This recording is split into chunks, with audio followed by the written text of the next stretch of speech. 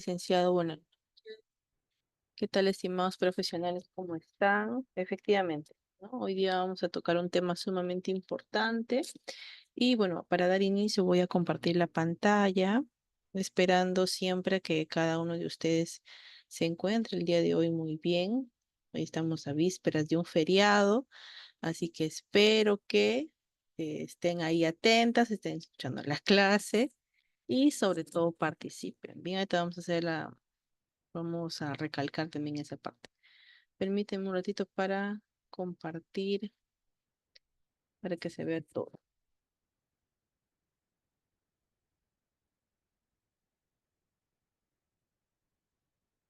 Bien, perfecto. Entonces, bueno, yo soy la psicóloga Erika Ramírez, soy psicóloga clínica y ocupacional y hoy día vamos a tocar el tema sobre aspectos psicológicos asociados al paciente con enfermedad renal crónica.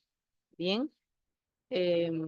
Como les comentaba hace un ratito, es importante siempre recalcarles que necesitamos la participación de ustedes como profesionales y como alumnos en el desarrollo de la clase. Bien, tenemos de 7 a 9 y vamos a estar ahí haciendo lluvia de ideas, voy a estar consultándole algunas cosas, preguntándole también algunos temas y va a ser importante que ustedes participen. Recordemos que esta es una clase, no es un monólogo, y al ser una clase es sumamente importante la participación y la interacción tanto de ustedes hacia mí como yo a ustedes. Bien, entonces dicho esto, vamos a dar inicio al curso de aspectos psicológicos asociados al paciente con enfermedad renal crónica. Bueno, yo soy Erika, psicóloga, licenciada colegiada y habilitada. Soy fundadora y directora del consultorio psicológico Psicoelemental. Actualmente soy coordinadora para ONU Mujeres en diferentes temas y capacitaciones para las poblaciones más vulnerables en Lima metropolitana. Cuento con diversos diplomados, entre ellos especialización en psicología ocupacional, en riesgos psicosociales y en terapia cognitivo-conductual, o también conocido como TCC, ¿no? También soy experta en la parte de monitoreos, evaluaciones de factores de riesgo psicosociales, además de facilitadora nacional e internacional. Bien, me encantaría poder conocerlos a ustedes un poquito más. Vamos a ver quiénes están por acá. Si desean, pueden prender el micrófono, si desean, pueden participar también por el chat y yo encantada de poder leerlas. Bien, entonces tenemos por acá, por ejemplo, a Jaime, a María, a Melissa y Ashley. Están por ahí, están en la clase, están presentes, o de repente están saliendo del trabajo, también es válido, pero siempre indicando de repente si es que no pueden participar. Bien, ¿quién va a ser el voluntario que va a participar? En que se presente su profesión y, o si es la primera vez que están llevando el curso o si ya conocen acerca del tema. Bien, los escucho o los leo.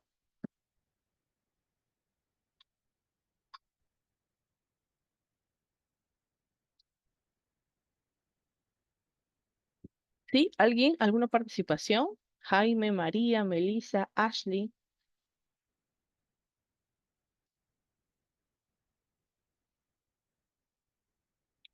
¿están por ahí? Ah, ¿quién es la valente? Acá está Ashley. ¿Qué tal, Ashley? Buenas noches. Mi nombre es Ashley, Vargas Romero. Qué perfecto. Ahí tenemos a Jaime también. Jaime Luis Torres, enfermero de profesión, es la primera que llevo el curso. Ok, perfecto. Ashley me comenta también es enfermera. Ashley, ¿ya llevó el curso anteriormente? ¿Es la primera vez que van a ver acerca de este tema? Es la primera vez. Perfecto.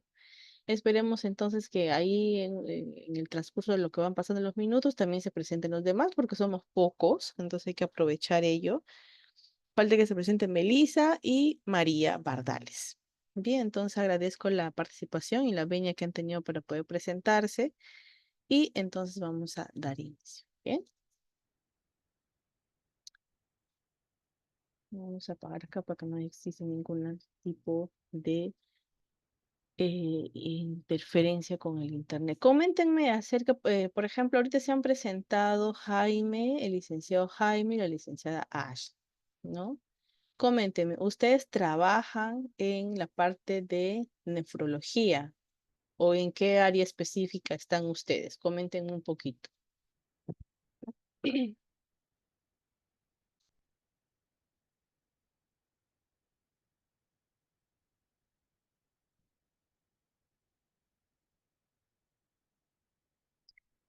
Ok, Jaime nos dice que en el área de emergencia. Ok, perfecto.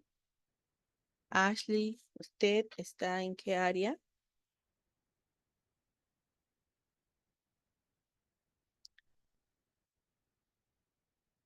Bien, ok. En el rol de asistencial y también ocupacional. Ok, genial. Pero me interesa mucho en la nefrología. Ok, perfecto, entonces. Por ahí compartimos el mismo gusto por la parte de la parte ocupacional, porque en mi caso también soy psicólogo ocupacional. Bien, perfecto, entonces. Hoy día vamos a tocar un tema, ¿no? Como les venía comentando, que son los aspectos psicológicos acerca de una enfermedad como tal. Pero hoy vamos a ver desde un punto mucho más humano del que ustedes ya conocen, ¿no? Al ser personales de salud, pues están involucrados en todo el tema de la empatía, ¿no? La empatía con el paciente, la responsabilidad con el paciente y también con las familias. Entonces, hoy vamos a ver la enfermedad renal crónica desde un aspecto más humano y más emocional. Ustedes, y no dudo de ello, seguramente son unos capos, unos tromes, unos master dusters en todo lo que tiene que ver en el campo que ustedes desarrollan, ¿no? Pero todo el conocimiento que ustedes tienen debe estar de la mano con la parte humana y eso no se debe perder. A veces en las carreras de salud se pierde mucho la parte humana, ¿no? La parte de la sensibilidad hacia los pacientes y más aún todavía si se trata de una enfermedad crónica, ¿no?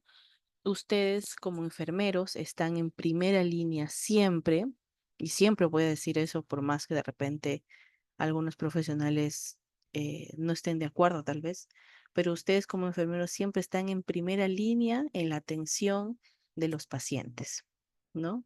El médico va a hacer su trabajo, nosotros hacemos como psicólogos nuestro trabajo, pero la primera línea siempre están los enfermeros y las enfermeras.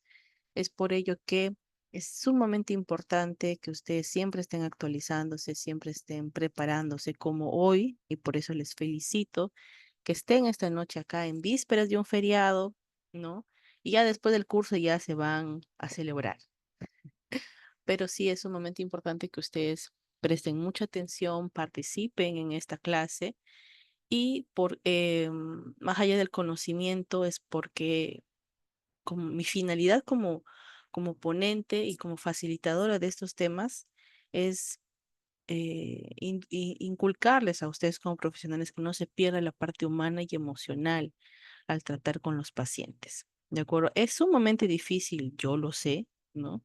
Yo mejor que nadie sé que es sumamente difícil hacer ese equilibrio cuando se atiende a los pacientes, pero hagamos siempre lo humanamente posible para que eso ocurra y no se pierda la credibilidad del aspecto humano y emocional en la atención. Bien, dicho eso entonces. Comencemos primero por una definición. ¿Qué es una enfermedad crónica? A ver, no voy a pasar a la diapositiva para poder interactuar un poco con ustedes, ¿no? En su amplia experiencia, experticia que ustedes tienen, ¿qué consideran que es una definición como a la enfermedad crónica? ¿Qué es para ustedes una enfermedad crónica?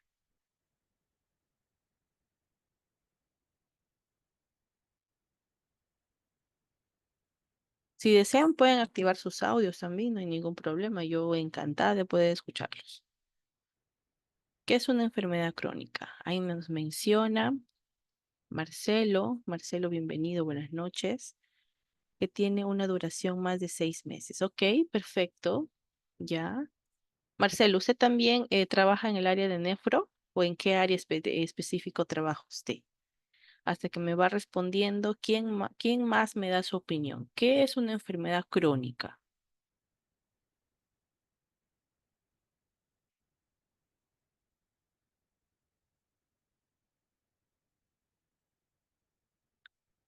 Larga duración de 3 meses a más, nos dice así. Ok, perfecto, entonces. Vamos a conocer entonces qué es una enfermedad crónica. Como definición, lo que ustedes han dicho está muy bien, está perfecto. No, las enfermedades crónicas son condiciones que tienen una larga duración y por lo general de una progresión lenta. Como el día de hoy, vamos a ver por acá. Actualmente realizando serum. Ok, perfecto. Bienvenido, Marcelo, bienvenido entonces. Perfecto. A mí me encanta cuando se presentan porque conozco un poquito más de ustedes, así que genial.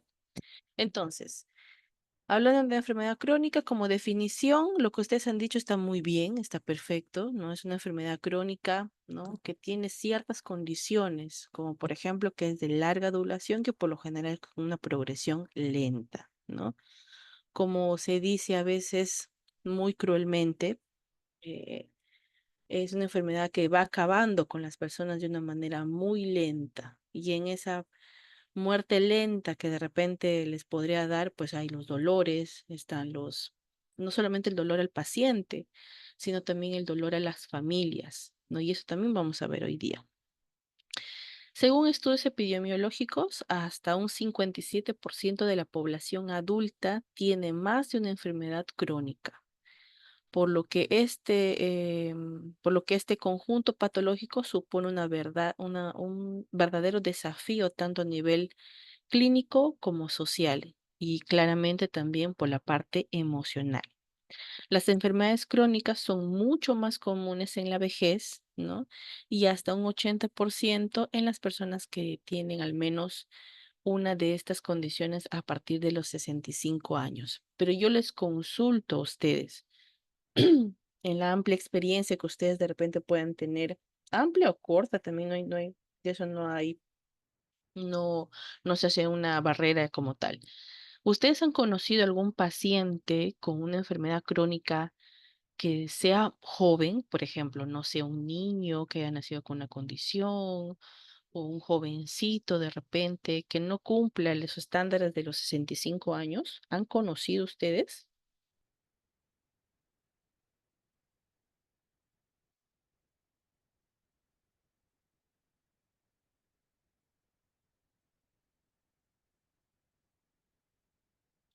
Sí, no,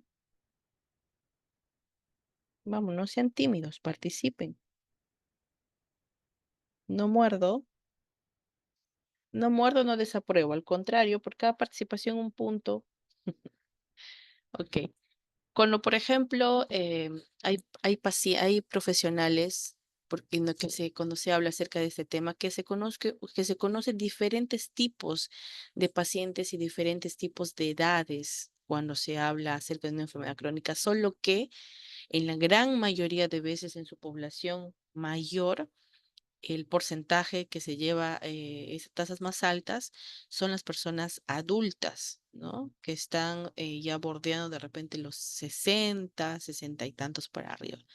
Pero si por ahí ustedes de repente han conocido un caso particular, no fuera de las estadísticas comunes, me lo hacen saber. De esa manera también lo que ustedes puedan comentar también va a servir como retroalimentación para sus demás colegas que están presentes. Bien, perfecto. Entonces, ¿qué es una enfermedad renal crónica? La enfermedad renal crónica va a ser un daño progresivo a la pérdida de las funciones de los riñones con el paso del tiempo. Como conceptualización principal. A ver, un ratito, chicos. Ahí está. A ver, vamos a ver quién necesita por acá. Es un poco raro, pero en mi caso sí tuve un paciente de 38 con enfermedades isquémicas. Ok, perfecto. Si alguien más de repente ha conocido un caso particular fuera de las estadísticas, también lo comento por acá para ir conociendo. Bien, entonces, ¿no? Les mencionaba que es una enfermedad renal crónica, que es el daño progresivo y la pérdida de las funciones de los riñones con el paso del tiempo. Esto va a poder desembocar en una acumulación peligrosa de líquidos, ¿no? Electrolíticos y sustancias de desecho en el cuerpo. La diabetes y la hipertensión son dos desencadenantes más comunes de esta condición, aunque también pueden aparecer por trastornos autoinmunitarios, ¿no? Defectos del nacimiento también, lesiones renales, cálculos renales, problemas arteriales en la región renal y el consumo de ciertos medicamentos y más. A ver, vamos a ver quién necesito por acá.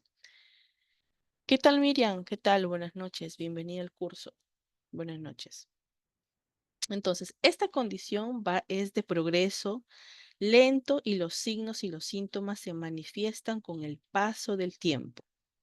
La retención de líquidos, la anemia, la debilidad ósea, la menor respuesta inmunitaria y el daño al sistema nervioso central son algunas de las complicaciones más claras de la enfermedad renal crónica, ¿no? Aunque no sea muy conocida a nivel divulgativo, porque la verdad es, no se conoce mucho del tema, este trastorno afecta al más del 10% de la población mundial, lo que resulta en más de 800 millones de personas. A consulta llegan muchas familias cuando reciben, basta que en su diagnóstico se mencione la parte crónica y el mundo se les viene encima, ¿no? Y más aún en esta enfermedad que pareciese que es muy conocida, hay familias que todavía desconocen del tema. Y cuando reciben la noticia, pues es un impacto para ellos. Este impacto va a ser definitivamente un impacto emocional, tanto para el paciente que está recibiendo esta noticia, ¿no? Porque sabemos que esto va a involucrar muchos tratamientos, muchas visitas al médico, muchas visitas al hospital o a la clínica y va a causar un deterioro emocional a las personas. Entonces, después de que aparece esta enfermedad, ¿no?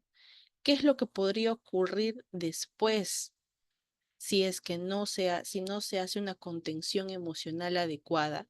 No ustedes que están en primera línea, si es que no se hace una contención adecuada, si no se sostiene a las personas de forma adecuada, pues aparece otra enfermedad, ¿no? Que es la depresión. La depresión está asociada a las enfermedades crónicas, ¿no? ¿Por qué? Porque al ser un impacto emocional tanto para el paciente como para la familia, hay un declive emocional en ambas partes y por lo general el paciente entra en un cuadro de tristeza sumamente grande que va a convertirse en una depresión. De no existir apoyo emocional adecuado, esta palabrita, ¿no? Esta palabra que involucra mucho pesar, va a aparecer.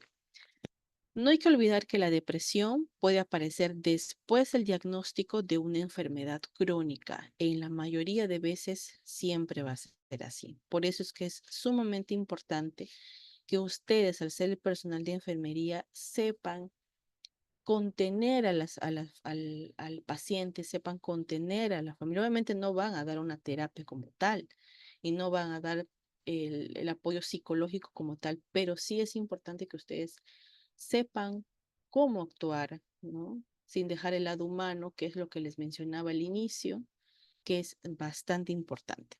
Según estudios, la probabilidad de desarrollar un trastorno depresivo mayor a lo largo de la vida oscila más o menos entre el 13 y el 13,2% en la población con diagnósticos graves. Se considera también que el cuadro depresivo es de naturaleza crónica cuando se cumplen los criterios necesarios de manera continua durante un periodo de al menos 2 años. Si ustedes como enfermeros se topan con pacientes que tienen esta particularidad, que tienen que el paciente está ya de manera continua, un periodo ya más de un año, de que está triste, por así decirlo, ya es importante que se derive a los profesionales de la salud mental. En este punto, recordamos que la depresión es la principal causa mundial de discapacidad. Además, del 2 al 15% de los pacientes con un trastorno depresivo mayor terminan quitándose la vida. Y eso es algo que ocurre, ¿no? Las personas cuando entran en este proceso de conocer la enfermedad, ya no quieren seguir viviendo. Y seguramente ustedes de repente se han topado también con esa realidad. ¿Qué es lo que se escucha mayormente? ¿No? Y no quiero ser una carga para mi familia, porque sabemos pues que esta enfermedad va a ir en aumento, es una enfermedad que va a acabar con las personas de manera muy lenta, por así decirlo, y no quieren ser una carga para su familia. Y por eso a veces piden la eutanasia, que bueno, en nuestro país no es accesible hacerlo, pero en otros países sí, ¿no? Morir dignamente, como se le denomina, ¿no? Con estas cifras queremos ejemplificar o les quiero ejemplificar que la depresión debe tomarse en serio y ante cualquier estado mental alterado que ustedes puedan conocer, ¿no? Que esté sostenido en el tiempo, requiere una atención psicológica de manera urgente. ¿Ya? Entonces ahí, ¿qué es lo que vendría? Una derivación por la parte de los profesionales, en este caso ustedes, o con los especialistas en la parte de la psicología. ¿Ya? Hasta ahí. ¿Tienen alguna duda? ¿Tienen alguna pregunta? Si desean hacer algún tipo de intervención, si de repente desean contar algún caso en particular que ustedes hayan visto, hayan conocido, de acuerdo al tema de lo que estamos hablando hasta ahora, también pueden intervenir. No hay ningún problema. Bien, cuanto más intervengan, muchísimo mejor. ¿De acuerdo? Hasta ahí. Les reitero la consulta. ¿Tienen alguna pregunta, alguna duda?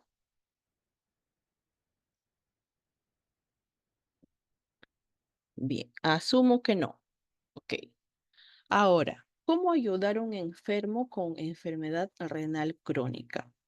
Cuando una persona sufre una enfermedad progresiva, avanzada, que no es curable, es merecedora de otro tipo de atenciones, ¿no? Que son los cuidados paliativos, donde los esfuerzos se orientan básicamente a la búsqueda de su mayor bienestar y calidad de vida durante el tiempo que le queda y a procurarle una muerte tranquila. ¿Ustedes han trabajado ya o conocen de la parte de cuidados paliativos?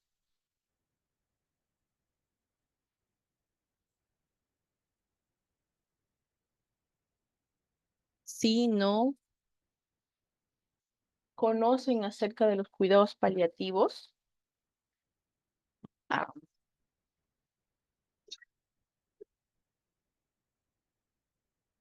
ok.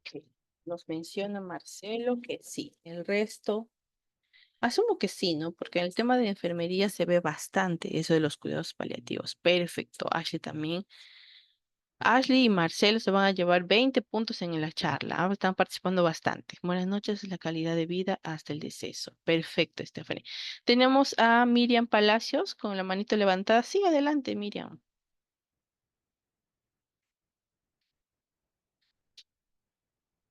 Hola, Miriam. ¿Tienes tu manita levantada? Si deseas participar o de repente se ha apretado por error.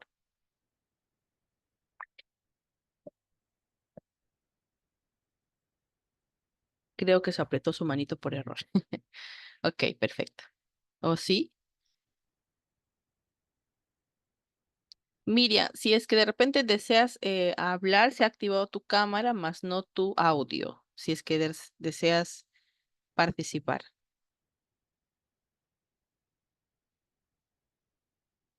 Bien, creo que ahí tiene un problema técnico, Miriam, y ahí trata de solucionarlo. Sí, no, normal, puedes participar después. Bien. Entonces, para que esto ocurra, no va a ser necesario establecer una buena comunicación que permita comprender mejor los problemas y deseos del enfermo o de la enferma en este tal. No, entonces, el género no, en la definición no involucra mucho. Un control adecuado de sus síntomas molestos, incluido el sufrimiento, y ofrecer diversos apoyos tanto al paciente como a su familia. Miriam nos comenta, sí atendí paciente con agresión. Ok, perfecto. Miriam, genial entonces. Sí, normal, si deseas de repente prender tu audio, Miriam, no hay ningún problema. Bien, tú intervienes nada más. Entonces, ahora, ¿cómo ofrecer compañía? ¿No? Vamos entrando ya un poquito más al tema. ¿Cómo ofrecer compañía? La fase final de la existencia de las enfermedades incurables, en este caso, es una etapa muy vulnerable para las personas enfermas que por lo general se introvierte y se siente aislado tanto física como emocionalmente.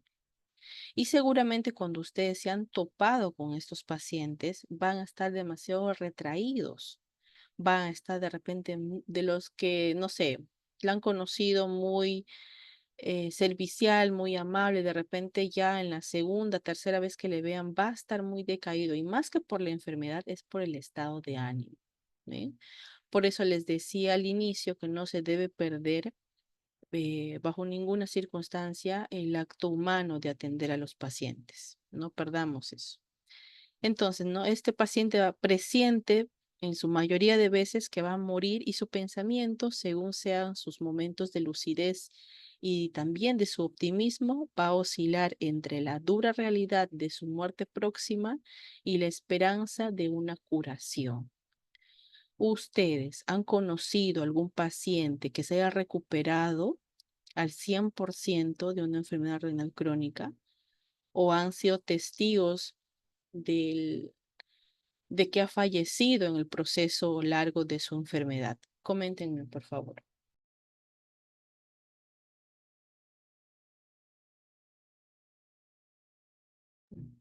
A ver, ¿quién más por acá?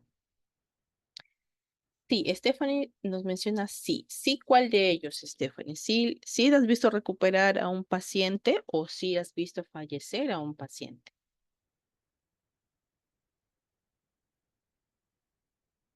Los dos, ok. Sería genial, Stephanie, si de repente puedes prender tu audio para que nos comentes también acerca de un poco de tu experiencia. Sería bueno hacer esta retroalimentación también en la experiencia que cada uno tiene para sus demás colegas. Ahí si te animas, sería genial. Bien, Miren, nos comenta, falleció en el proceso de su enfermedad. Sí, ¿no? La gran mayoría de personas lamentablemente fallecen, ¿no? Y en ese fallecimiento, pues el personal de salud es el primer testigo que ve que ese paciente se va deteriorando emocionalmente y físicamente también. Ashley me menciona, en mi caso tuve un paciente que falleció lamentablemente al final le dio un infarto. Sí, eso ocurre también la gran mayoría de veces. A ver, Stephanie, vamos a ver acá. A ver, permíteme. Stephanie. Y ya, ahí te mandé una solicitud para que puedas activar tu audio.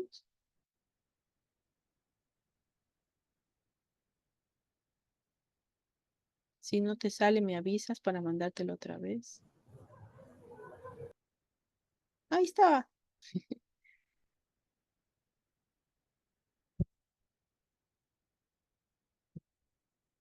Bien, entonces, hasta que Stephanie creo que tiene alguna interferencia por ahí. Bien, vamos a apagar por acá. Ya. Entonces, les mencionaba, ¿no? Que esta persona, este paciente va a empezar a preocuparse, ¿no?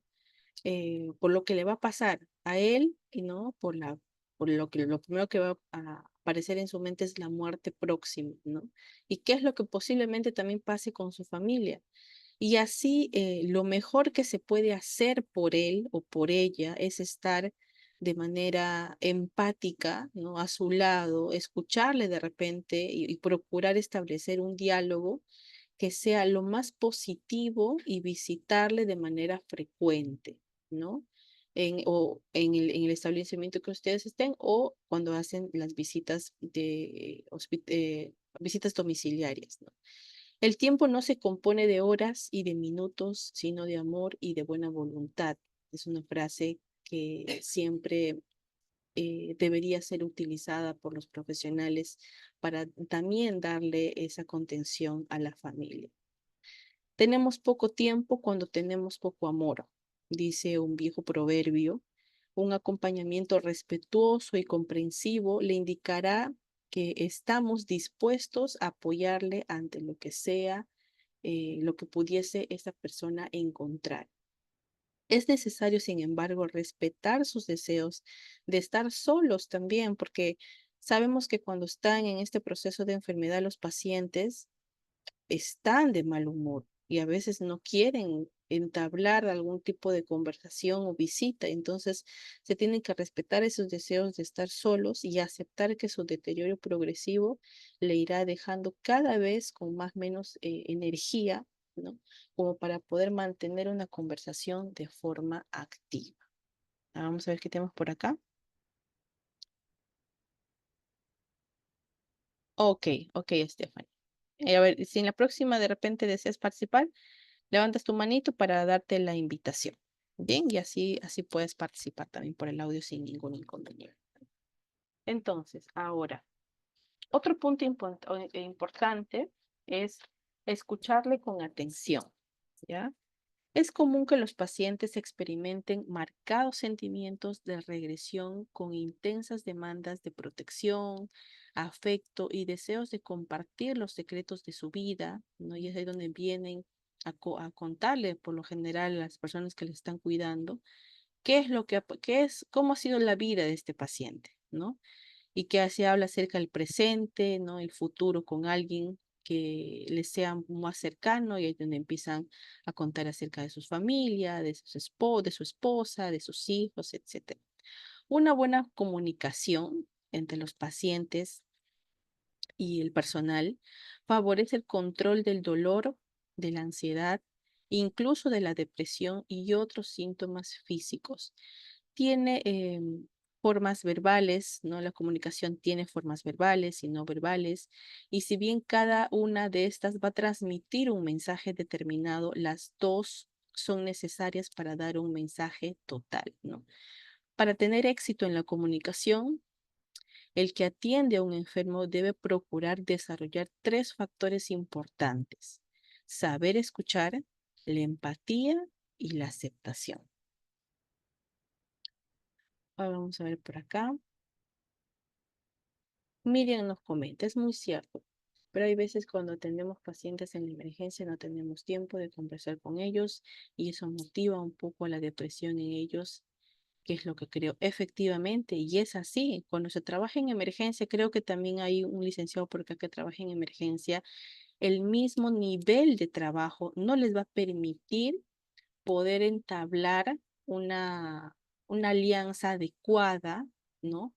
Prolongada tal vez con ese paciente, pero en lo más mínimo que ustedes puedan hacer en esos pocos minutos que ustedes tienen con el paciente, no se debe perder el factor humano ni el factor empatía, ¿no?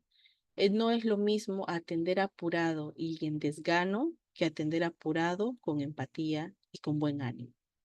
Hay una diferencia entre los dos. Va a depender mucho del área en la cual ustedes están trabajando. Por eso al inicio les preguntaba en qué área ustedes están trabajando.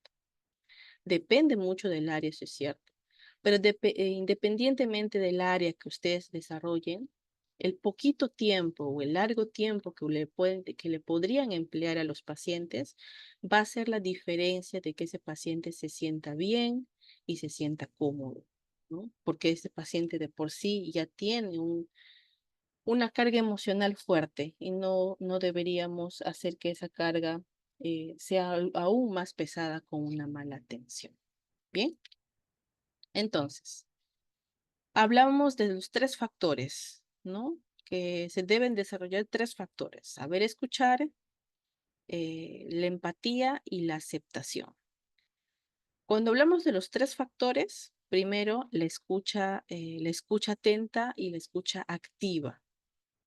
Además de mostrarles, vamos a ver por acá, además de mostrarles interés al paciente, ¿no? Además de mostrar el interés, el respeto y apoyo para enfrentarse mejor con este tiempo difícil para él, permite a los profesionales de la salud, en este caso los cuidadores, ¿no? Apreciar la actitud del paciente hacia su enfermedad, como es, como está hecha, cómo ésta la ha afectado y reconocer y responder a sus necesidades. Hacerlo en forma adecuada es un arte que requiere paz interior e invertir energía y tiempo en muchas ocasiones. Muchas veces, más importante que saber qué decir es saber cómo hacerlo, porque no es lo que dices, sino es cómo lo estás diciendo. Una buena estrategia consiste en adaptarse a la intensidad y forma de hablar del interlocutor con expresiones faciales, signos de asentamiento para sugerirle que continúe de repente contando o repitiéndolo algunas de sus palabras o hacer preguntas para lograr que profundice en algunos aspectos y exprese mejor sus pensamientos y sus sentimientos. Van a existir ocasiones que estar y no estar, ¿no? Porque con el tanto arduo labor que de repente ustedes podían tener, no van a tener esa facilidad. Pero de repente por aquí, ¿no? En los participantes que están, alguien de repente podría trabajar en un asilo, de repente, ¿no? Que atiende este tipo de pacientes. En esos casos, podrían sí tener una amplitud de repente de más tiempo de tratar a los pacientes. Vamos a ver quién está por acá. A ver, nos menciona, ya, a ver, dice, pero siempre tenemos que hacer entre la empatía con ellos, con el proceso de enfermedad, nos hacemos un poquito de esfuerzo y lograr interactuar con ellos al realizar nuestra evaluación de enfermería. Exacto, en su efecto, Miriam, ¿verdad? Miriam, sí, efectivamente. No, no se debe perder lo que Miriam dice, ¿no? Siempre se tiene que, sé yo, ¿no? Que el trabajo de enfermería, pues, a veces es tan arduo que ya están cansadas o cansados, ¿no? Pueden ocurrir mil problemas de repente en el área, con el compañero, con la jefa de enfermeras, etcétera, que de repente podría involucrar que no se realice una buena atención, ¿no? Pero como siempre les digo y como les dije al inicio, no se debe perder la parte humana y la empatía y la atención de calidad que le podrían dar a los pacientes. ¿Bien? Entonces, los pacientes, por ejemplo, que están en la fase terminal, suelen tener algunos problemas para comunicarse, ¿no? Ya están en la carga laboral influye mucho en ellos. Sí, definitivamente, Marcelo, definitivamente. La carga laboral va a influir mucho en cómo es la atención a los pacientes, pero como les mencioné hace un momentito, ¿no? El poco tiempo que ustedes puedan tener pueden hacer que ese poco tiempo sea de calidad, ¿no? Así sea unos cuantos minutos, así sea un periodo muy corto, ustedes como profesionales tienen que marcar una diferencia en atención al paciente, no ser como los, los enfermeros o las enfermeras que nos comentaban nuestros abuelitos, ¿no? Que son malos, que ya están desganados, que no tienen ganas de atender, etcétera, ¿no? Pueden influir mil cosas, pero recordemos siempre que estamos tratando con seres humanos que están en su proceso difícil de una enfermedad y que tienen la muerte en muchos casos a la vuelta de la esquina y que tienen ya una carga emocional muy fuerte. Por eso no se debe perder la capacidad de poder atender humanamente bien. Entonces, y hablando de ello, tenemos a la empatía. Pues la empatía, como ya se sabe, consiste en ponerse en el lugar del que sufre para buscar su mayor confort físico, mental y espiritual. Y es la base de y es la base de un buen cuidado paliativo. Y influye la simpatía, ¿no? Que va a favorecer el diálogo de una relación, con una relación favorable de confianza entre el paciente y el, el paciente y el personal de salud. Ahora, la empatía tiene tres componentes esenciales, que es la parte de identificar las emociones que el enfermo está experimentando, evaluar el origen de esta emoción, responder de una forma que le indique al paciente que se ha conectado. Bien, esto solamente es una conceptualización como tal. Ahora, ponernos en el lugar por unos momentos y preguntarnos. Y es aquí donde la empatía aparece en su máximo esplendor, ¿no? Se dice que la empatía es la capacidad de ponernos en el lugar del otro, pero mucho más allá de ponernos en el lugar del otro, ¿no? Que ustedes como profesionales se pongan en el lugar del enfermo, es que podrían ponerse esa capacidad de no ser ustedes, sino algún familiar, porque nadie está libre de nada, ¿no? Nosotros somos profesionales de salud, nadie está libre de nada.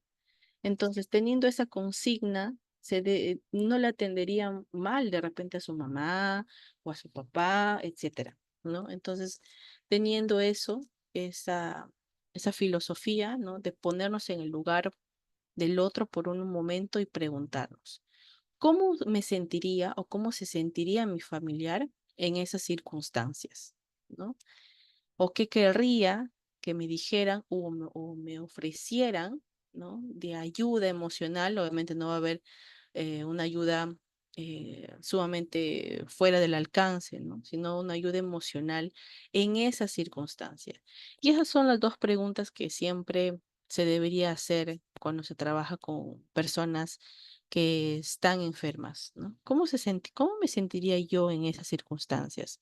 ¿O cómo se sentiría mi familiar en las circunstancias de ese paciente? ¿O qué querría que me dijeran, tanto a mí como a ese paciente?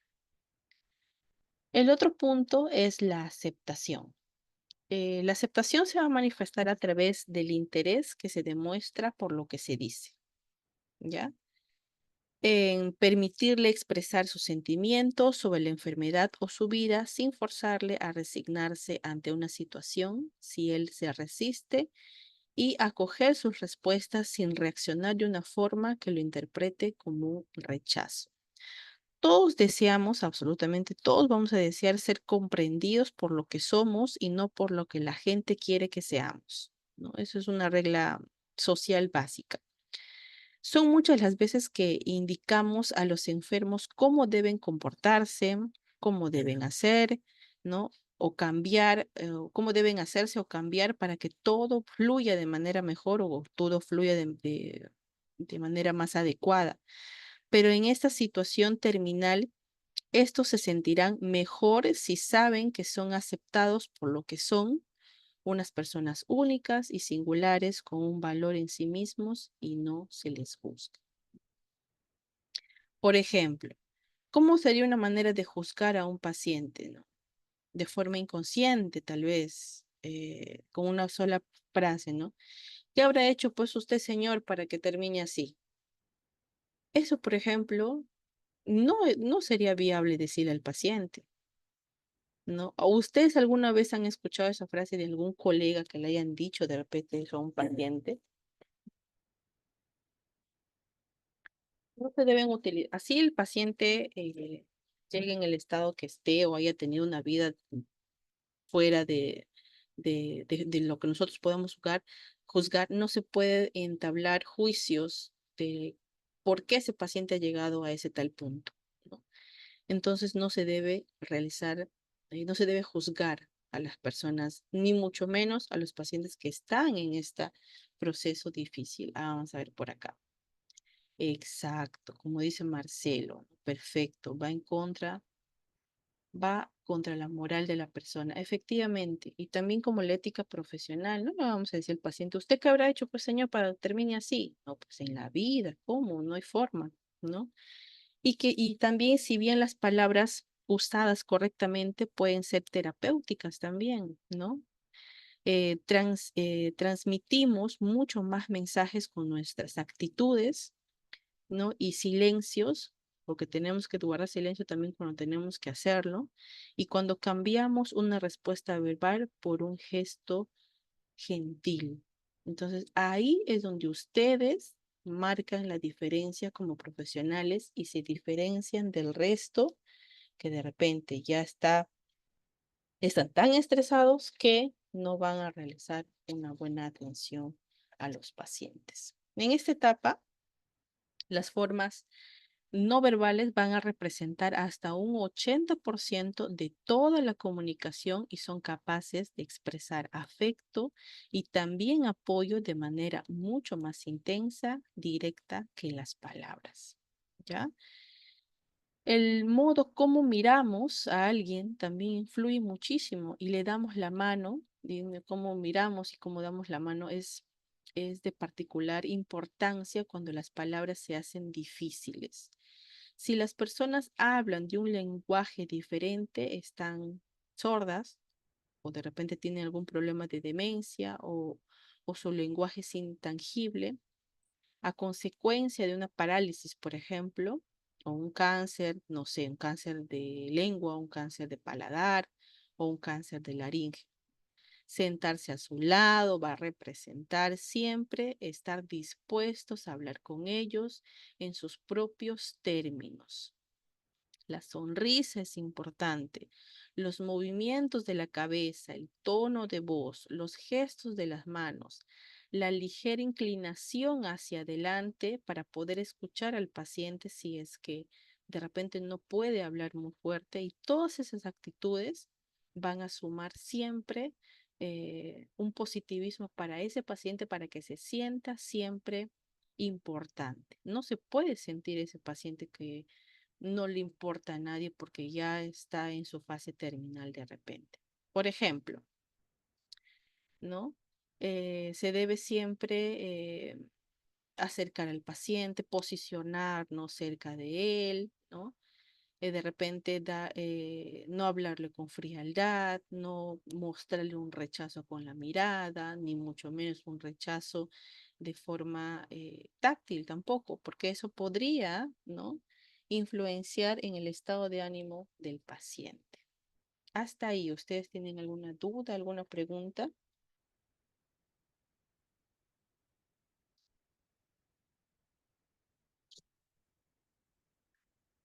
Ok, vamos a continuar entonces. Bien, perfecto, Ashley. Entonces, ahora vamos a ver la importancia del contacto físico. ¿Por qué? ¿No? El tacto es uno de los primeros sentidos en desarrollarse y uno de los últimos que se pierde. Es una forma básica de comunicación que transmite, ¿no?, al enfermo calor emocional, apoyo y también solidaridad.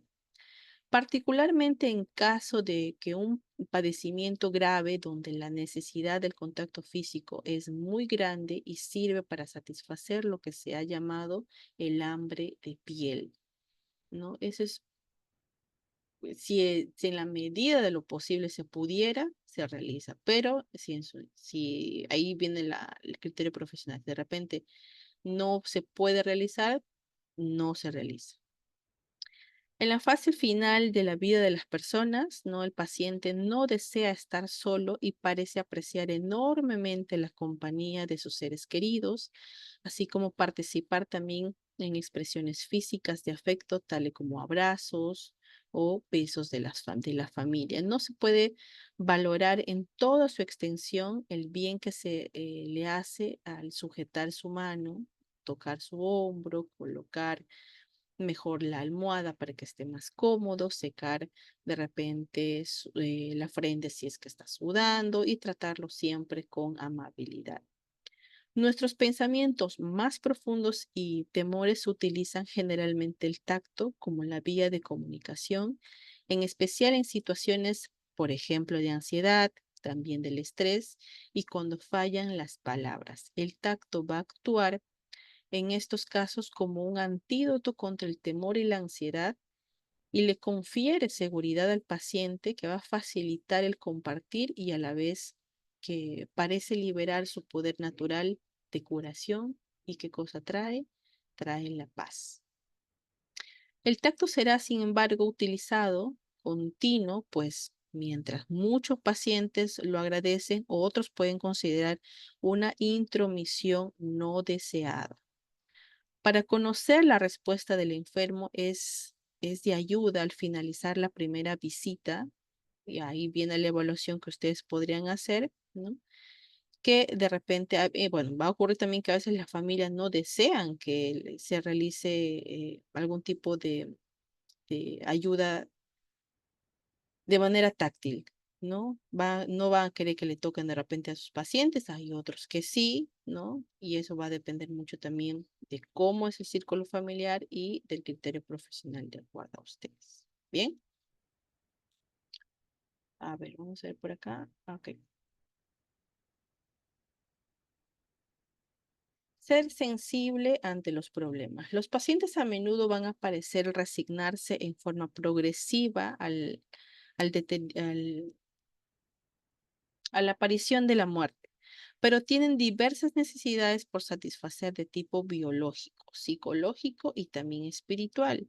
En la parte espiritual va a depender mucho del carácter ético que ha tenido en sus creencias espirituales y religiosas, el tipo de religión que tienen, etcétera. Y también la parte de la familia.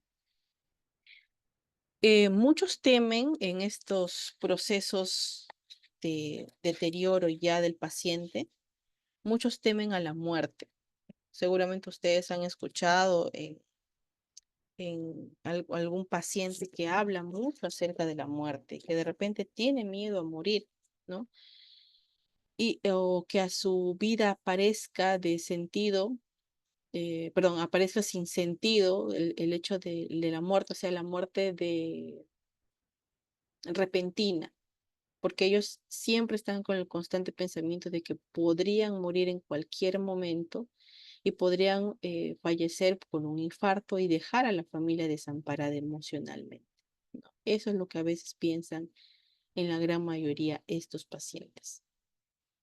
Los enfermos se introvierten más fácilmente por la suma de los numerosos trastornos emocionales que van a empezar a padecer y la dura realidad de saberse próximos a fallecer, siendo importante que se les dedique tiempo de calidad para conocer lo que les preocupa y ofrecerles siempre nuestro apoyo. Ahora, si ustedes no pueden realizarlo, esta información también es vital que se lo brinden a la familia, ¿no? Porque también es importante que eduquen un poco a la familia acerca de estos temas para que le den la contención también a su paciente.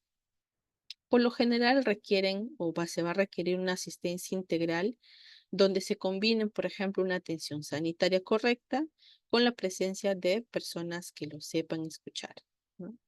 Les permiten expresar su afecto, sentirse amados, comprendidos, respetados, ¿no? Y así conocer qué es lo que les podría hacer sentir muchísimo mejor. Si bien son útiles los consejos, el paciente agradece mucho más las ayudas prácticas, ¿no? La atención a los pequeños detalles y que intentan solucionar sus necesidades tan pronto como se detecten. Estas pueden ser, por ejemplo, ¿no? Preparar el material para poder trabajar con ellos si es que se hace una visita domiciliaria, ¿no? A hablar con la familia para que la familia le dé atención de calidad también con el alimento, con la limpieza, ¿no? De sacarlo, de hacer su traslado del hospital cuando se va a casa y cuando se va a casa, realizar actividades que podrían facilitar un paseo de repente, o sea, todo eso va a involucrar a que el paciente se sienta cómodo. Y obviamente eso ustedes no lo van a realizar. Le podrían indicar a la familia siempre las alternativas más viables para que puedan darle la contención también a su paciente o a su familiar en este caso. Bien, hasta ahí tienen alguna pregunta, alguna duda. Son las 8 y tenemos hasta las 9. Vamos a dar un pequeño break de unos 3 minutitos. A las 8:03 estamos de vuelta para continuar la otra horita que nos queda. Bien, vayan ahí a tomar agüita y a las 8:03 nos conectamos.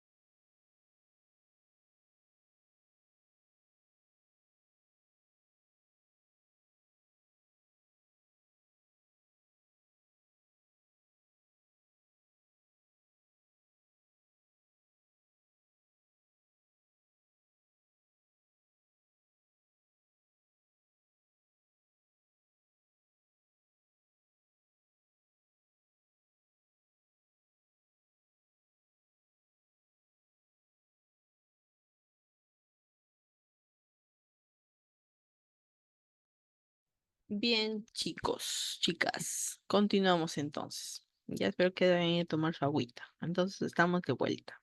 Ahora vamos a ver cómo responderle, ¿no? A la persona enferma sobre su enfermedad. Muchos enfermos presienten la gravedad de su mal y van a pedir siempre que confirmen sus dudas. Conocer la verdad de sus padecimientos o saber si van a morir pronto es lo que ellos básicamente necesitan o desean saber en su mayoría de veces. Y no solamente ellos, sino también la familia. Si es así, habrá que intentar averiguar cuál es la información correcta que le podrían brindar a la familia, ¿no? Y también a este paciente, que la información no sea tan tosca, tan brusca en dársela, porque las emociones van a estar muy tensas y este paciente podría ponerse en un corto tiempo, de repente con un cuadro depresivo. Bien, a ver, tenemos por acá, creo que una manito levantada. Ah, no, no.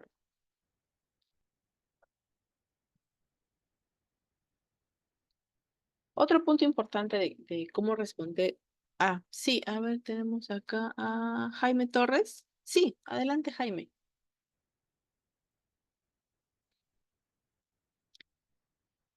Creo que, a ver, te voy a mandar la solicitud para que actives tu audio. Permíteme un ratito. Ahí está, te mandé la solicitud para que puedas activar tu audio. Sí, buenas noches, Hola, ¿qué tal, Jaime? psicóloga. Y ¿Qué buenas tal? noches. Sí, este es un punto, muy importante, creo, en nuestra carrera, ¿no? Enfermería, que, como bien ya sabemos, es el personal de salud que literalmente para 24/7 con el paciente, ¿no? Sí, Entonces es inevitable que el paciente nos pregunte en algún momento si se van a morir o si es grave o si se van a recuperar, ¿no? En este panorama, ¿usted me podría brindar un ejemplo de cómo podríamos reaccionar? ¿Qué ya. poder decirle? Principalmente, sí agradezco, Jaime, la intervención. Principalmente cuando un paciente, lo que dice Jaime es muy cierto, siempre van a querer saber un poquito más, ¿no? Y no solamente ellos, también la familia, porque si el paciente no pregunta, podría preguntar la familia. En este caso, siempre es la manera más viable de saber exactamente qué es lo que la persona tiene, ¿no? Y no darle la información como si la muerte ya va a llegar próxima, ¿no? Por ejemplo, cuando un paciente le dan un diagnóstico con cáncer, lo primero que va a pensar es la muerte, lo principal. Entonces, lo que se podría mencionar es, ok, señor, usted tiene este diagnóstico, tiene estas alternativas y por eso es importante que ustedes sepan qué alternativas de tratamiento podría seguir, ¿no? Porque de ahí viene la evaluación. Ok, usted va a seguir este tratamiento, ¿no? No se preocupe, usted va a estar bien y también esa información se le brinda a la familia. Pero bajo ningún motivo se le podría indicar, ¿no? Eh, no asustarle como si ya la muerte estaría a la vuelta de la esquina, como lo que pasa con el cáncer. Porque las enfermedades renales crónicas, que no es muy conocida y como la gente desconoce, también les van a preguntar, ¿y qué es? Y esa información tiene que ser clara, ¿no? Sin tanta terminología, clara, concisa. Ok, usted tiene esta enfermedad, va a presentar de repente estos síntomas, va a ocurrir esto, porque no se le puede tampoco mentir, ¿no? Va a ocurrir esto y esto es lo que se va a tener que realizar. Usted va a recibir un tratamiento, va a tener que de repente cambiar su alimentación, etcétera. Esa información, así tal cual, la podrían brindar a los pacientes y también a la familia para que pueda estar tranquilo. Porque de lo contrario, lo primero que va a pensar es que se va a morir, ¿no? Y es el ejemplo que les hacía con el cáncer. Si una persona le da un diagnóstico de cáncer, es muerte. Lo primero que van a pensar es morir. Y más aún en esta enfermedad que a veces las familias no conocen, es siempre importante dar las alternativas para que se sienta tranquilo que bajo de repente un tratamiento, un cambio de rutina, un cambio de vida, va a poder mejorar y podría incluso alargar, ¿no? Su etapa de vida y no irse por el lado trágico de que podría fallecer. ¿Sí? ¿Estás por ahí todavía, Jaime? Jaime Torres. Sí, Jaime Torres, ¿no? A ver, por acá. A ver, te activo, porque me han dejado ahí el anfitrión, pero no lo puedo activar. Espérame, te voy a mandar la solicitud. Jaime, acá estás, Jaime. Ahí te mandé, creo, la solicitud. Sí, psicóloga, ahora sí. Ya, Gracias. ok. Sí, justamente, frente a ello le quería realizar otra inquietud, Sí, otra sí. pregunta, ¿no? Este, entonces, ¿estaría bien brindarle esperanzas de vida aún sabiendo que no las tiene? No.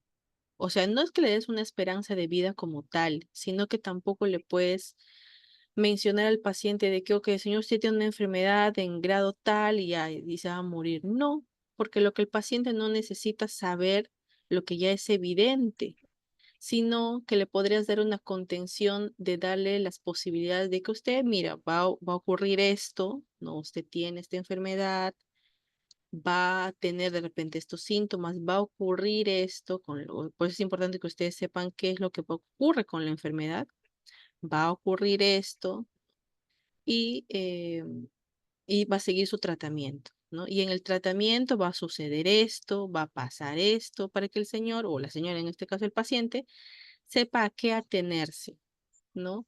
Pero ¿Se anticipe al final, se podría decir? ¿O se sí, anticipe a las por situaciones para ejemplo, que no sea tan... a los pacientes que están en una fase terminal, no se les Ujú. dice directamente, hay un proceso emocional que se le tiene que seguir como primeros auxilios psicológicos, por ejemplo, que se le tiene que decir al paciente de una forma hay estrategias para decir al paciente que está ahí en su fase terminal, pero eso también va a depender mucho si la familia así decide que lo sepa, porque a veces la familia no desea que el paciente se entere de que está en su fase terminal y que ya de repente le queda poco tiempo que va a fallecer. Eso también se involucra mucho a la familia. Si la familia lo decide, hay un proceso, hay maneras de cómo decirle a esta persona. Pero, por ejemplo, si el paciente se va mañana, ¿no? Y usted ya tiene su tratamiento, su diagnóstico final, por así decirlo, no le va a decir de frente, o sea, no hubiera una contención emocional porque el paciente se va a venir abajo, ¿no? Y le puede dar incluso un infarto por la impresión, ¿no? Se tiene que comunicar a la familia, se le tiene que preguntar a la familia si es que se pudiera dar esa información al paciente, porque si es un viejito, a veces que les da a los mayores ya, personas muy mayores, la etapa de cuando ya están muy crónicos, se les pregunta a la familia y ya ha habido casos en los cuales las personas han fallecido y no se han enterado necesariamente que ya están en su fase crónica, así ya para fallecer, por así decirlo. Ujú. Claro, esto sería más recurrente en pacientes jóvenes, ¿no? En Eh, pacientes jóvenes y en pacientes que no tienen un diagnóstico tan severo, por así decirlo, o que de repente te está en su lucidez y que podría comprender y entender que va a seguir un tratamiento, va a hacer un cambio de vida, no sé, en la alimentación, en su rutina diaria, y que bajo un tratamiento se va a tratar de salvaguardar su salud, ¿no? Pero no se le puede ni dar unas esperanzas de que, ok, por ejemplo, ¿no? En primeros auxilios psicológicos hay algo fundamental que a ustedes les va a servir siempre. Bajo ninguna circunstancia se puede hacer una promesa que no se va a cumplir. Así como en la vida cotidiana las promesas se hacen para cumplirlas, en primeros auxilios psicológicos sucede lo mismo. No se pueden hacer promesas ni falsas promesas que no se van a cumplir, ni mucho menos en un paciente que ya tiene un diagnóstico crónico, que ustedes en su amplitud de su experticia profesional, de repente van a saber de que este paciente no se va a salvar, pero no se le va a indicar así muy bruscamente al paciente. Se le tiene que empezar a dar la información de a poquitos, ¿no? Y el paso del tiempo, darle ya las indicaciones. Y también de la misma forma al paciente, también a la familia. Porque ¿qué es lo que ocurre a veces? Que en nuestra necesidad de hacerle sentir bien al paciente, vamos a empezar a prometer cosas que no van a ocurrir. Y eso hace que el paciente, pues obviamente tenga una falsa esperanza, como tú lo decías, ¿no? Y eso es peor todavía porque le va a afectar más al paciente cuando se dé cuenta que la realidad no va a ser así. Entonces, siempre dar la información de a poquitos, tanto a ellos como a su familia también. Ok, psicóloga, muchas gracias por A ti, Jaime, muchas sacarme de gracias. dudas. Sí, perfecto. Ahí Miriam nos comentaba, nuestros pacientes siempre están atentos a lo que el médico informa al familiar y ellos preguntan. Sí, siempre van a estar preguntando. Y más aún todavía si el diagnóstico suena algo trágico, suena algo grave, como por ejemplo enfermedad renal crónica, como por ejemplo cáncer. Siempre van a querer estar preguntando información, siempre van a querer estar sabiendo. Sí, si fuera para ellos posible, incluso preguntarían cuándo me voy a morir, ¿no? Hasta cuándo voy a vivir? Por eso es sumamente importante que la información que ustedes le den sea la adecuada. Ok, señor, lo que va a ocurrir es esto, ¿no? Se va a proceder con este tratamiento. En el tratamiento va a ocurrir esto, se va a desarrollar de tal manera, ¿no? Darle la información así, pero no decirle de frente, ok, señor, usted tiene poco tiempo de vida y se va a morir. No, pero sí, sí, he visto algunos casos en los cuales se les dice así muy toscamente a las personas enfermas, así, tal cual. Como en las películas, que le dices, ¿sabes qué? Este señor, usted tiene 6 meses de vida. Disfrute, vaya a su casa a vivir. No se le debería tratar y decir así tan fríamente a los pacientes ese tipo de información. Bien, a ver quién más tenemos por acá. Ok, miren, estaba acá. Entonces, a ver, estamos en cómo ayudarle a romper la conspiración del silencio, ¿no?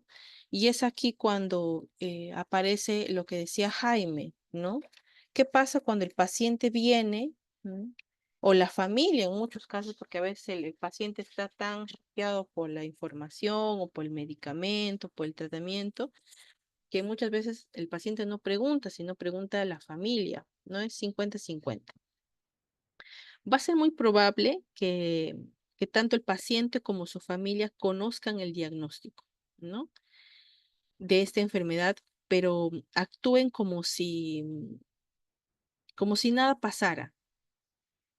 Y ahí ocurre el temor de que la revelación de la siguiente cita sea aún más fuerte, porque las familias siempre están constantemente con ese temor, ¿no? O sea, van a pasar su primera cita, pasan todo, ¿qué pasará en la segunda cita? ¿Qué pasará en el segundo tratamiento? ¿Qué pasará en la siguiente visita? Y están constantemente en eso. Y a veces las familias por el temor de lo que va a recibir por parte del personal de salud, no quiere preguntar, ¿no? Y por eso esa es la conspiración del silencio, ¿no?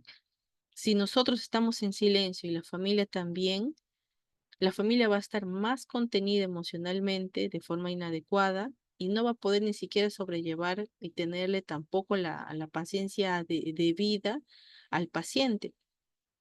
Entonces, es importante que la información que brinden sea adecuada, ¿no? Que si la familia no pregunta, ¿no? Que esté en silencio, como una conspiración de silencio, también le mencionen, ¿no? Porque hay familiares que por el temor de la información no desean recibir ningún tipo de información por el temor mayormente, ¿no? Hasta ahí, ¿tienen alguna pregunta, alguna duda? o de repente alguna intervención que desean hacer como lo hizo Jaime, también me levantan la manito y yo les activo el audio porque tengo que mandarles todavía la invitación, no me han dejado para activarlos a todos, ¿ya? ¿Hasta ahí tiene alguna pregunta, alguna duda?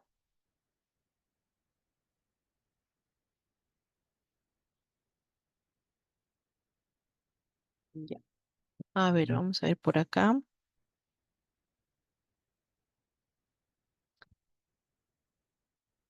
Ahora, el otro punto, que es el punto número 7, es enterarse, ¿no? Por conocer datos sobre la enfermedad. El personal que atiende a una persona con enfermedad debe procurar siempre conocer y comprender hasta cierto punto la enfermedad, ¿no? Las etapas del individuo que va a atravesar por lo general son procesos de adaptación a las malas noticias. Y aquí es donde aparece el estado de shock, el estado de negación, muchas veces la irritabilidad, ¿no? La depresión y por último la aceptación.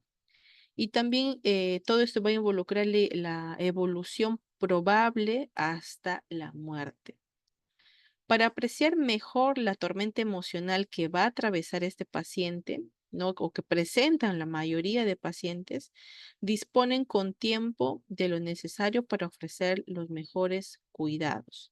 Y no solamente también a los pacientes, sino también indicar a la familia qué es lo que podría ocurrir, que eso es básico que siempre también se manifieste. Así, en esta fase de choque emocional por el conocimiento del diagnóstico, el personal de salud debe apoyar con su compañía, ¿no? Con la información adecuada, dándole tiempo para contestar las preguntas, porque va a haber una avalancha de preguntas, ¿no? Y tener las respuestas siempre realistas, adecuadas, con empatía, que terminarán en algún sentido positivo para esa persona. O sea, dejarlo siempre, darle información y que esta persona termine de recibir la información que le están dando de forma tranquila. En la negación, que pasan la gran mayoría de pacientes, no se debe forzar a que reconozca de forma inmediata la información. Cuando ellos reciben esa información, van a entrar en negación, ellos y la familia, y no se les puede presionar para que ya de una vez acepten el diagnóstico y ya. Va a haber familias en las cuales de repente acepten de forma mucho más rápida la información y no atraviesen todo ese proceso de negación y aceptación, pero en su mayoría sí. Otro punto que aparece es el enfado, ¿no? El enfermo va a experimentar deseos de rabia, de enfado, con su vida propia, con de repente con la familia, ¿no? Y va a sentirse muerto en vida. Lo mismo ocurre con el cáncer. Cuando una persona tiene ese diagnóstico, lo primero que ocurre es que empiezan a sentirse que ya están muertos en vida. Y esas frases se escuchan mucho de los pacientes con enfermedades crónicas, que ya están, que no desean vivir porque ya no les va a quedar mucho tiempo, ¿ya? En esta fase del enfado, ya, él va a empezar a experimentar sus deseos ya de ya no buscar ningún tipo de solución. Y es aquí de repente donde los pacientes no quieren ir a sus tratamientos. Y así de la familia llega, ¿no? Al hospital y mi familia no quiere venir, ¿no? Y ya no quiere porque se siente, los pacientes van a sentir que lo que van a hacer va a ser completamente innecesario. Por eso es necesario siempre recordar, ¿no? Que a pesar del diagnóstico, los pacientes siempre todavía tienen la posibilidad de seguir el tratamiento, ¿no? De cambiar su ritmo de vida para que así puedan tener una esperanza de vivir unos años más al lado de su familia y también la familia que comprenda la situación. Ahora, ¿cómo vamos a cómo procurar el mayor bienestar posible? La puesta en práctica del conocimiento ¿no? existente en el campo de los cuidados paliativos puede tener un efecto muy importante sobre la calidad de vida y alivio del sufrimiento en las fases terminales, por lo que se debe hablar con los pacientes sobre las posibles causas de sus molestias que van a aparecer y también acerca del tratamiento para poder conseguir su participación, su consentimiento y el paciente pueda realizarlo. Y así, para tratar de manera adecuada el dolor, nos va a ser importante conocer cómo es, cuándo aparece, dónde se localiza, si aumenta o disminuye en relación a algo o la intensidad que podría estar presentando. El control del dolor y de otros síntomas molestos es un derecho de todo enfermo terminal porque es algo que de todas maneras va a presentar así digan que de repente no va a ocurrir, ¿no? Y el elemento clave para conseguir un descanso tranquilo es siempre darle la información al paciente, la información adecuada, como les decía hace un momento. Entonces, existen tres reglas básicas para la correcta atención. Primero es creer lo que dice, no abandonarlo nunca, no abandonarlo nunca porque siempre es posible darle cuidado, siempre es posible darle apoyo emocional, información adecuada, información correcta, ¿no? Y preguntarse por qué. ¿Para qué intentar aclarar la causa de cada nuevo problema? Eso es lo que siempre, a veces, en la mayoría de veces también va a aparecer, ¿ya? El uso apropiado de fármacos también pueden ser útiles para controlar la gran mayoría de síntomas y eso ustedes ya lo manejan al revés y al derecho, siendo importante no usar de repente, perdón, no indicarle al paciente y decirle, no, con este medicamento te vas a sanar o con este medicamento vas a estar mucho mejor, porque va a depender mucho también del diagnóstico para que puedan recibir la medicación adecuada y cuando reciban la medicación adecuada también podría surgir la pregunta, ¿con esto me voy a sanar?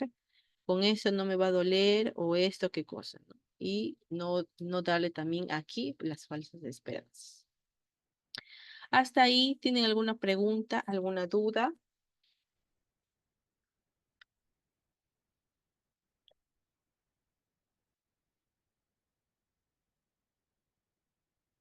Sí, a ver, tenemos creo que una mano levantada.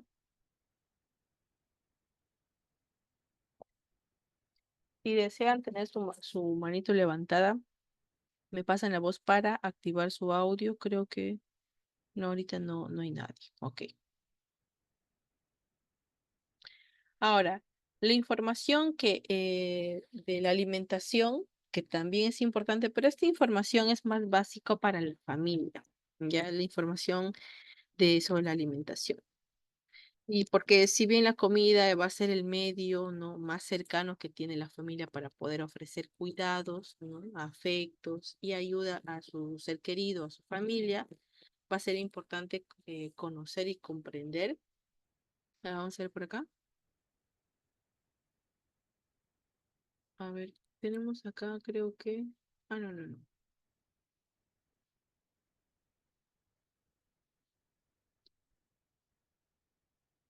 ¿Alguien desea participar? Creo que habían bajado la mano. Ah, no.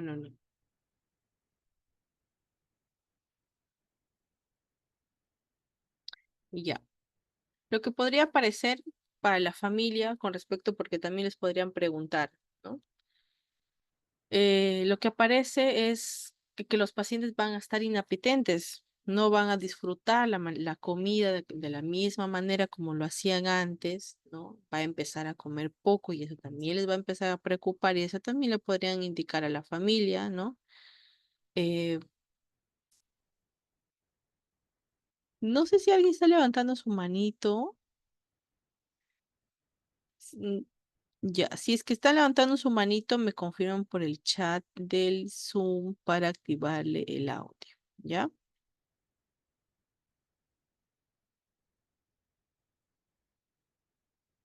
Ya, entonces, acerca de, bueno, esta información de la, como les comentaba, la información de la parte alimentaria y es básicamente para la familia, porque también ahí van a aparecer ciertas preguntas, ¿no? Lo principal que podrían presentar estos pacientes es que van a dejar de comer porque van a estar inapetentes, ¿no? Y ya no van a empezar a disfrutar la comida de la misma manera. Entonces, por eso es importante que esa información también la puedan decir a la familia para que ellos sepan, ¿ya? Ahora, vamos a ver el alivio del sufrimiento. Una vez controlados todos los síntomas del enfermo, ¿no? Vale la pena preguntarse cómo se le puede ayudar para que viva mejor el momento del presente y procure aceptar sus limitaciones. Y es aquí donde involucra también mucho el tema de la buena información, ¿no? Y no solamente información para el paciente, sino también para la familia, porque como decía ahí el licenciado, el involucramiento de la familia es fundamental. Es importante que la familia esté siempre presente para que pueda dar la contención adecuada. Bien, a ver, vamos a ver por acá.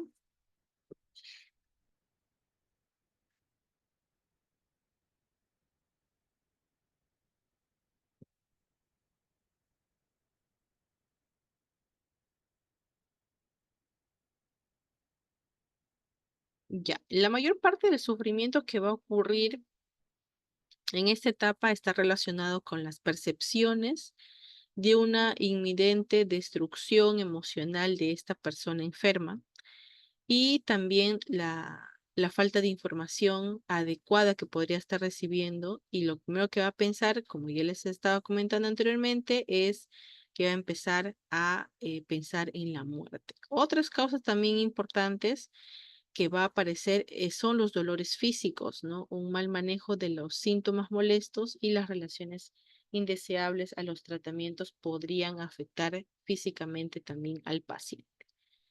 El dolor va a desorganizar la interioridad del paciente, por lo que se necesita un pronto alivio del mismo, a la vez también cuidados psicosociales de manera afectuosa, de manera personal, eficaz y sobre todo la compañía. Muchas personas van a referir que lo que más temen en el proceso de la enfermedad es la muerte, antes que la misma enfermedad como tal. Antes de pensar que están enfermos, lo primero que piensan es en la muerte, por lo que el tipo de calidad y apoyo que deben recibir durante la enfermedad debe estar involucrada siempre la familia, el cuidador, de repente, si es que cuentan con un cuidador particular y también influencia de la buena información del médico, enfermera, paciente, familia. A ver, vamos a ver por acá.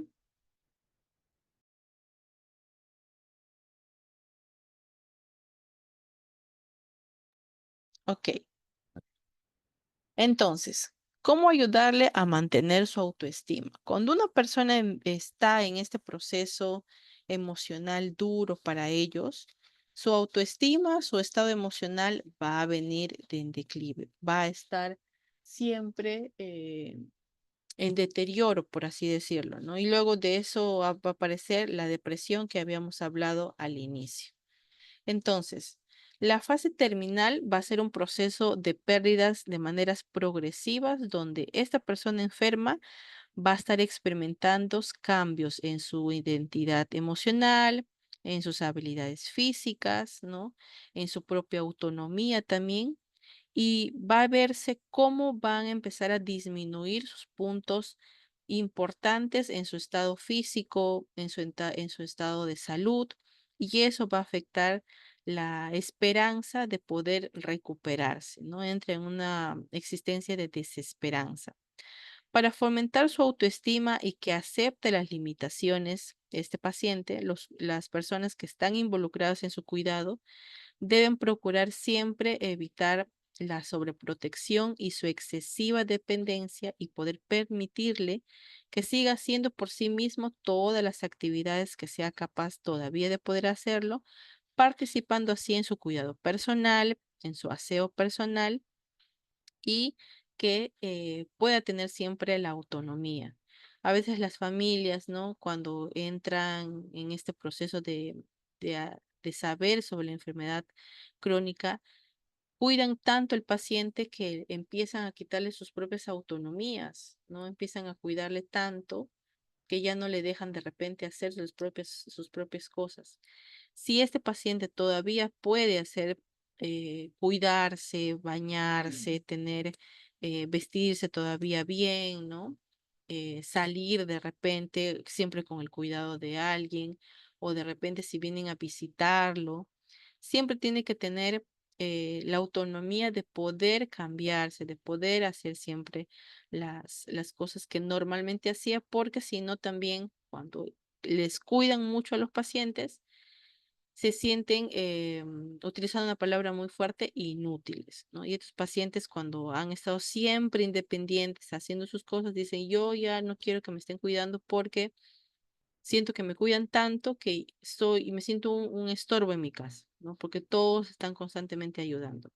Eso va a depender mucho de la personalidad de cada paciente. A ver, ¿tenemos alguien por acá? No. Es importante que se enfoque la atención, ¿no? A lo que todavía puede hacer este paciente antes de que las funciones se pierdan, ¿no? Siempre, en la medida de lo posible, la autonomía es importante. Darle mensajes congruentes de comprensión, ¿no? De ayuda, permitirle que exprese libremente sus emociones y empatizar con ellos sin juzgarlos y atender aún sus pequeños detalles. ¿Hasta ahí tienen alguna pregunta, alguna duda?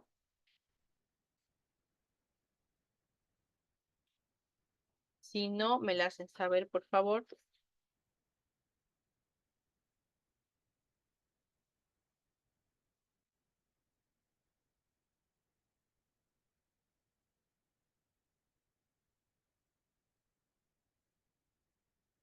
A ver, vamos a ver por acá. Ashley, ok, perfecto. Entonces, vamos a hacer por acá.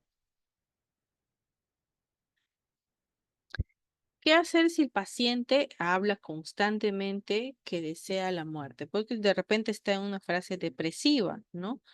Pero cuando una persona enferma solicita la muerte a pesar de todos los cuidados que se le ofrece, hay que intentar descubrir lo que indica detrás de esa petición, ¿no?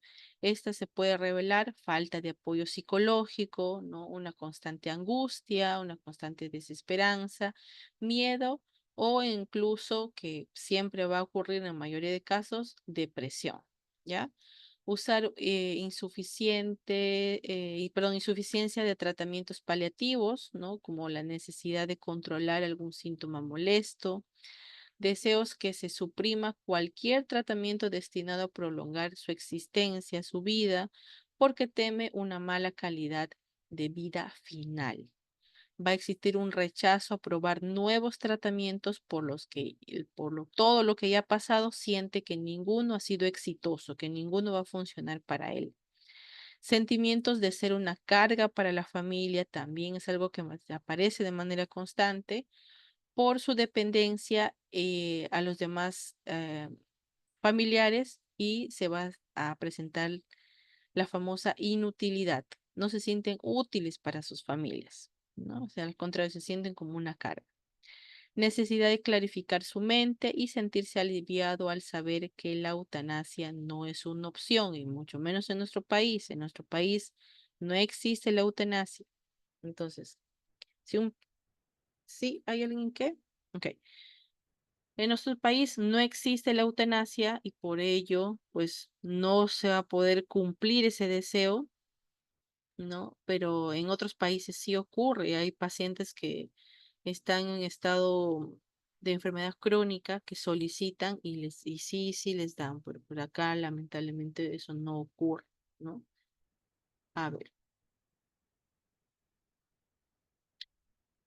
¿cómo cuidar en la inconsciencia? En la proximidad del fallecimiento, muchos pacientes tienden a entrar en un estado crepuscular entre la vida y la muerte, donde parecen continuar siendo conscientes del sonido, ¿no? Estar siempre conscientes del tacto y otros sentidos en un menor grado, lo que les permite percibir a veces la presencia de otras personas.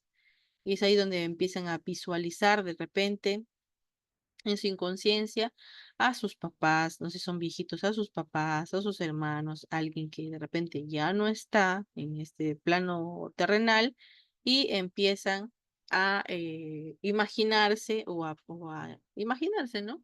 De forma inconsciente a esas personas. La ayuda a la familia también es sumamente importante, ¿no? En el cuidado de los pacientes no se pueden separar sus necesidades de las familias porque las dos parten en función como una unidad, ¿no? El paciente debe estar siempre rodeado de su familia, si en la medida de lo posible está. Permíteme un ratito.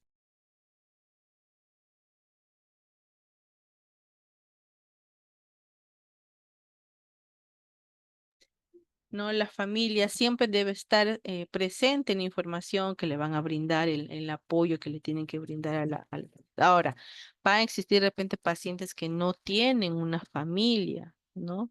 Y es ahí donde que se complica aún mucho más las cosas porque cómo este paciente va a recibir la contención de apoyo tanto económica, no emocional, de familia, si es que no hay nadie que le podría ayudar. La asimilación de la muerte, un fallecimiento, ¿no? En una familia puede actuar con el tiempo como un desencadenante crucial de todas las emociones y que tienen una frecuencia a lo largo de la historia. Entonces, ¿qué significa? Que la persona o la familia siempre va a recordar, ¿no? Y el enfermo siempre también va a estar con ese pensamiento. Y la aceptación del dolor por la pérdida de un ser querido va a ser, bueno, es capaz de motivar a un cambio en las relaciones interpersonales, haciendo que los que quedan aprendan a entenderse mejor entre sí. Y eso también es algo que los pacientes enfermos lo dicen, ¿no? Después de mi muerte, la familia puede ser más unida. Y eso a veces lo manifiesta, ¿no? Y obviamente no, eso es no se podría saber como tal. Otras circunstancias susceptibles de cómo se desencadena un duelo anormal, ¿no? Existen deudos con un escaso apoyo social, ¿no?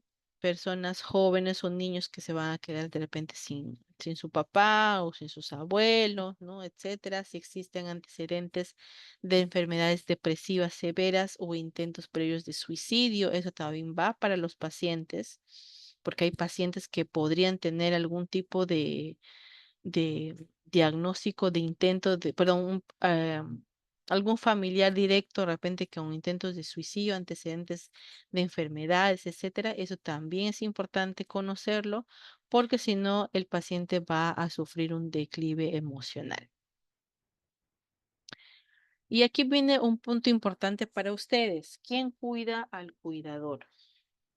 ¿No? ¿Cuántos de ustedes no les ha afectado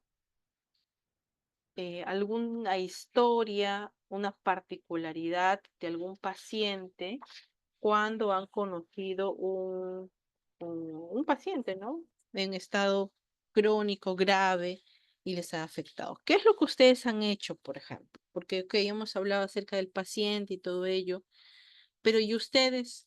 Ustedes como profesionales de la salud que están en em, constante atención de pacientes enfermos y también viendo la muerte la gran mayoría de veces, ¿no?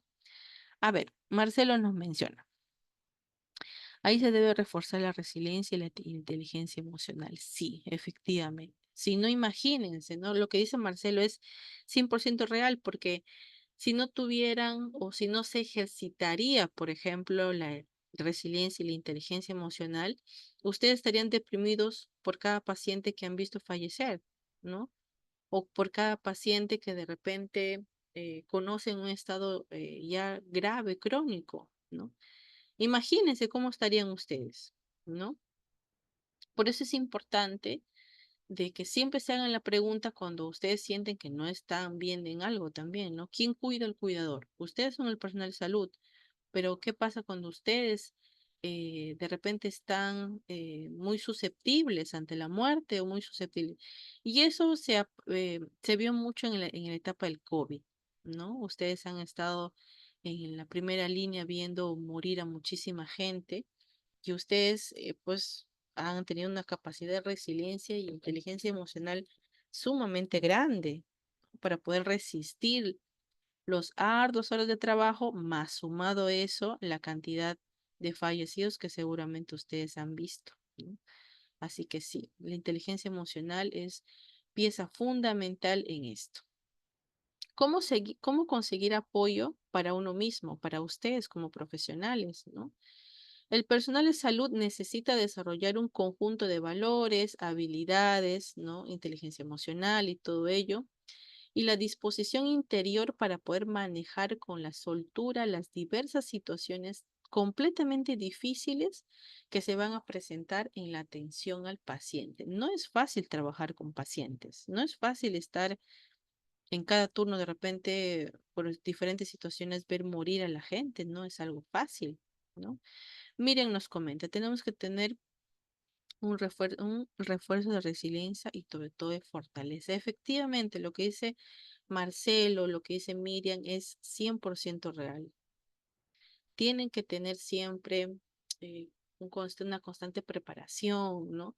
No, ustedes no son de fierro, no son de madera, tienen sentimiento, les va de repente choquear algo, les va a afectar emocionalmente también. Algo de repente, no sé, cuando tratan con niños o cuando tratan con adultos porque les recuerda a sus hijos o a sus hermanos o a sus papás, porque es a veces inevitable no ponerse en esos casos. Entonces es importante que ustedes desarrollen siempre su inteligencia emocional, sus habilidades emocionales para poder manejar todas esas situaciones. Pero también siempre recuerden, si en algún momento ustedes no pueden, también que no les dé vergüenza, que no les dé temor, ¿no? De buscar ayuda profesional también para poder para que ustedes también estén bien, porque si ustedes no están bien, no van a poder atender bien tampoco a los pacientes. Y hablando ya de los cuidados paliativos, ya nos queda poquito tiempo. Bueno, los cuidados paliativos, creo que acá la gran mayoría lo conoce, son programas de tratamientos dirigidos para aliviar los síntomas molestos y aumentar la comodidad del paciente que sufre una enfermedad potencialmente mortal en corto plazo, ¿no? Darle una calidad de vida adecuada a ese paciente para que pueda estar bien hasta que el momento sea ya eh, preciso para él, para que pueda estar bien, sobre todo para que pueda este paciente estar tranquilo, ¿no? Y que también la familia se siente tranquilo, porque si el paciente está mal, la familia también sufre, ¿no? Y es ahí donde que no hay un buen equilibrio entre la familia y el paciente, ¿ya? Ahora, hay unos derechos de la persona en situación terminal, que es solamente para poder conceptualizar el leerlo. Vamos a leer unos cuantitos nada más. La primera es ser tratado como un ser humano hasta el fin de su vida. Y eso es lo que les decía al inicio. Independientemente del área que ustedes trabajen, del tiempo que le van a dedicar al paciente, ustedes están atendiendo a un paciente con una dolencia, con una enfermedad, ¿no? Y este paciente debe ser tratado como un ser humano hasta el fin de sus días. Debe recibir una atención personalizada y de calidad, participar en las decisiones que afecten a los cuidados que le dan, que le podrían aplicar, que se le proporcionen los medios necesarios para combatir el dolor, recibir una respuesta adecuada y honesta a las preguntas, dándole toda la información que pueda asumir e integrar, mantener una jerarquía de valores y no ser discriminado por el hecho de que sus decisiones pueden ser distintas a las que quienes le atienden, que es lo que les decía hace un ratito, ¿no? No se puede juzgar al paciente. Mantener y expresar siempre su fe, dependiendo de qué fe practique cada uno y el paciente también. Ser tratado por profesionales competentes, capacitados para la comunicación y que puedan ayudarle a enfrentar su muerte. Recibir el consuelo de la familia y amigos que desee la compañía a lo largo de su proceso de la enfermedad, ¿no?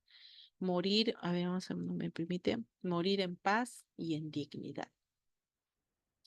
Ahora, bueno, esto es una carta de derechos del niño enfermo que pues les preguntaba si alguna vez ustedes se han topado con algún pequeñito, un niñito, no sé, un adolescente, un jovencito, ¿no? Que haya tenido algún tipo de enfermedad. Creo que me habían comentado que sí, ¿ya? Esto, por ejemplo, es a ser considerado una persona hasta su muerte, sea cual sea la edad, el lugar y la condición y el contexto, ¿no? Del cuidado. A recibir un tratamiento eficaz, completo, cálido, integral y un cuidado continuado para el alivio del dolor y otros síntomas físicos, psicológicos y que produzcan sufrimiento. Al ser escuchado y informado adecuadamente sobre su enfermedad, con la debida consideración de sus deseos, ¿no? Edad y capacidad para poder comprender, participar en base a sus capacidades, valores y deseos a la elección de los cuidados y tratamientos relacionados con su vida, enfermedad y muerte. Bueno, acá hay otro poquito. Y los derechos de los cuidadores, ¿no? Ustedes, el derecho de dedicar tiempo y actividades a nosotros mismos sin sentir culpa, eso es para ustedes. El derecho a experimentar sentimientos negativos, ¿no? Por ver al enfermo o estar perdiendo a un ser querido, también el derecho a resolver por nosotros mismos aquellos que seamos capaces y el derecho a preguntar sobre aquello que no comprendamos. Esta información también es bastante interesante para que lo puedan brindar a la familia.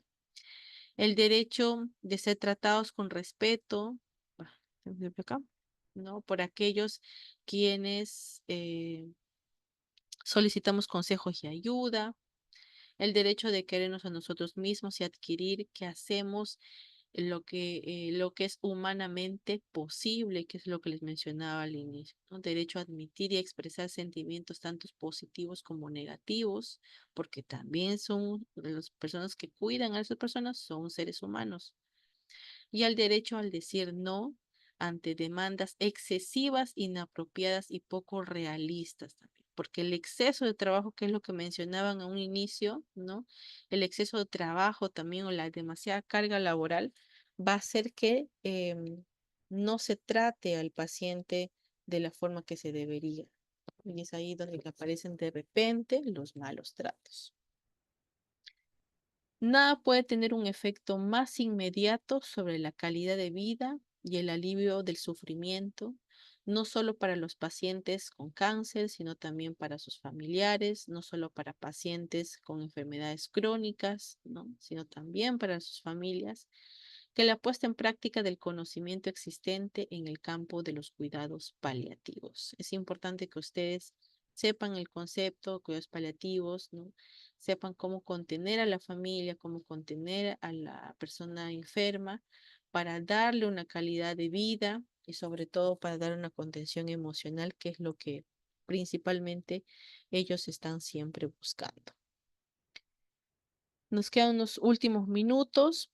Quiero finalizar la capacitación con esta frase de que ustedes como profesionales siempre sean objetivos, tengan los ojos de lince, mucha preparación profesional para que acompañen con sabiduría y empatía a sus pacientes.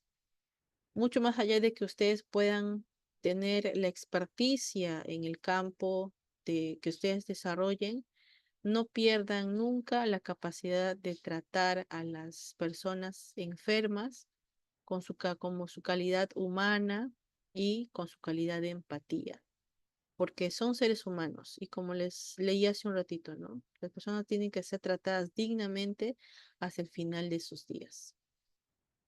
Si tienen alguna pregunta, si tienen alguna duda, hay que aprovechar estos últimos minutitos para poder resolverlas.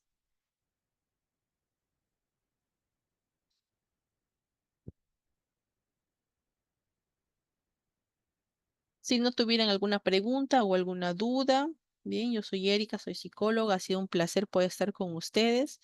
Espero que la información que hayan recibido hoy día haya sido bastante fructífera para su crecimiento profesional y espero verlos pronto en otro curso y nos estamos viendo Dios mediante. Bien, cuídense mucho, gracias por todo, chau, chau.